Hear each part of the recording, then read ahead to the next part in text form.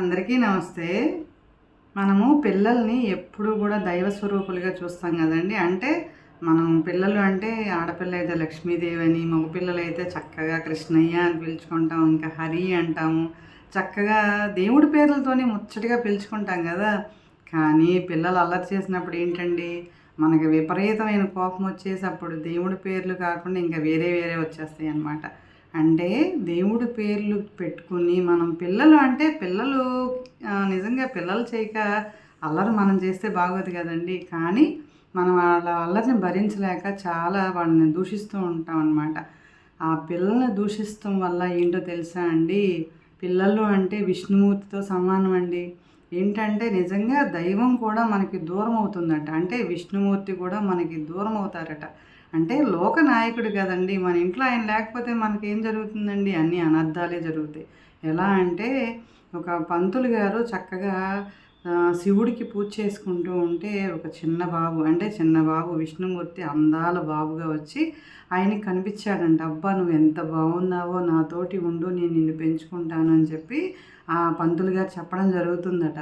అయితే ఉంటాను, కానీ నన్ను ఎప్పుడు దూషించకూడదు, నన్ను ఎప్పుడూ తిట్టకుండా ఉంటే నీతో ఉంటాను అని చెప్పేసి ఆ చిన్న బాబు పలకడం జరుగుతుందట.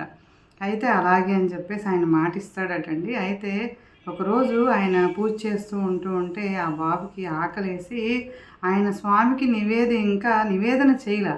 ఆ నైవేద్యం చేయకుండా ఉంటేనే ఆ చిన్న బాబు ఏం చేశాడంటే ఒక పండు తీసుకుని తింటూ ఉంటే ఆ పంతులు గారికి చాలా కోపం వస్తుంది.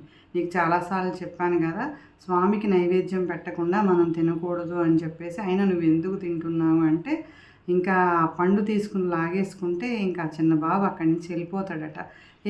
వెళ్ళిపోతున్నావు, ఉండు ఉండు, పొరపాటు అయ్యింది అనేసి ఆ పంతులు గారు ఎంత చెప్పినా కూడా వినకుండా, నేను వెళ్ళిపోతున్నాను, నేను ముందే చెప్పాను కదా ఉండను అని చెప్పేసి, నువ్వు నేను కావాలి అంటే అనంతకాడు దగ్గరికి రా అని చెప్పి చెప్తాడంటే. అనంతకాడు అంటే ఒక చెట్టు, ఒక పెద్ద చెట్టు అనమాట. ఆ చెట్టు దగ్గరికి రా అంటే పాపం చిన్న బాబు వెళ్ళిపోయిన తర్వాత తప్పు చేశాను అని చెప్పేసి ఆ పంతులు గారికి బాధ కలిగి, ఓకే నన్ను ఆ చెట్టు దగ్గరికి రమ్మన్నాడు కదా వెళ్దాము అని చెప్పేసి ఆ పంతులు గారు ఆ చెట్టు దగ్గరికి వెళ్తారటండి. వెళ్తే ఏమైంది, ఆ బాబు అక్కడ చెట్టు దగ్గర ఆడుకుంటూ ఉంటాడట. ఏంటి తండ్రి వచ్చేసావు, ఉంటే నాతోటి ఉంటే బాగుండేది కదా అంటే, నన్ను తిట్టావు కదా అందుకే నేను ఉండలేదు అని చెప్పేసి ఆ చెట్టు లోపలికి వెళ్ళిపోతాడట. ఆ చెట్టు కాస్త ఏమవుతుందంటే 2 భాగాలుగా అవుతుందన్నమాట. అయితే అప్పుడు అక్కడ ఏంటంటే ఆ బాబే విష్ణుమూర్తి కదా, చక్కగా విష్ణుమూర్తి రూపంలో ఈ పంతులు గారికి దర్శనం ఇస్తాడట. స్వామి ఎంత ఉంటారండి, ఆదిశేషం పైన పెద్ద రూపంతో ఉంటారు కదా. అంటే స్వామి ముఖం మాత్రము ఒక పార్ట్గా కనిపిస్తుందట, మళ్ళీ బొడ్డు భాగం ఇంకొక పార్ట్గా కనిపిస్తుందంట, పాదాలు ఇంకొక భాగంగా. అంటే ఆయన ఎవరయ్యారండి, అనంత పద్మనాభుడు అయ్యాడనమాట. అంటే ఆయన ఇంట పెరగటానికి అనంత పద్మనాభుడు వచ్చాడు అక్కడికి. అయితే అతను పంతులు గారు ఆశ్చర్యపోయి, ఏంటి స్వామి నువ్వు నా ఇంట ఉండడానికి వచ్చావా అంటే, నేను ఎవరింట్లో అయినా పసిబాలుడిగా ఉండడానికి ఇష్టపడతాను, నువ్వు ఇష్టపడలేదు కాబట్టి అందుకే ఇక్కడ నేను ఇలా ఉన్నాను అని చెప్పేసి అలాగా అనంత పద్మనాభుడిలాగా అయ్యి ఆయన ఇప్పుడు ఏంటంటే 3 భాగాలుగా చూస్తామటండి. ఆయన్ని ముఖాన్ని ఒక ప్లేస్లో ఒక ద్వారంలో, మళ్ళీ బొడ్డు ప్రాంతాన్ని ఒక ద్వారంలో, మళ్ళీ పాదాలని ఒక ద్వారంలో చూస్తామట. నిజంగా అంత స్వామి అంటే బిడ్డల రూపంలో మనం ఇంట్లో ఉంటారు కదండి.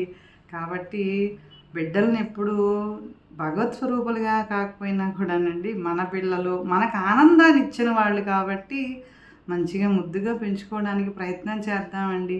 అలాగే భగవంతుడు మన ఇంట పెరుగుతాడు అన్నప్పుడు పిల్లల్ని కూడా హరిలో చూసుకుంటే మన ఇంట్లో ఎప్పుడూ కూడా బాగుంటాం కదా. నిజంగా విష్ణుమూర్తి మన ఇంట్లో ఉన్నట్టుగా భావిస్తే పిల్లలకి బాగుంటుంది. మనం వాళ్ళని దూషించడం వల్ల వాళ్ళల్లో ఏంటంటే ఒక రకమైన బ్యాడ్ ఒపీనియన్ వచ్చేస్తుంది కదా మన పైన, అమ్మా నాన్న మనల్ని ఎప్పుడు తిడతారనేది ఒక భావన వస్తుంది కదా.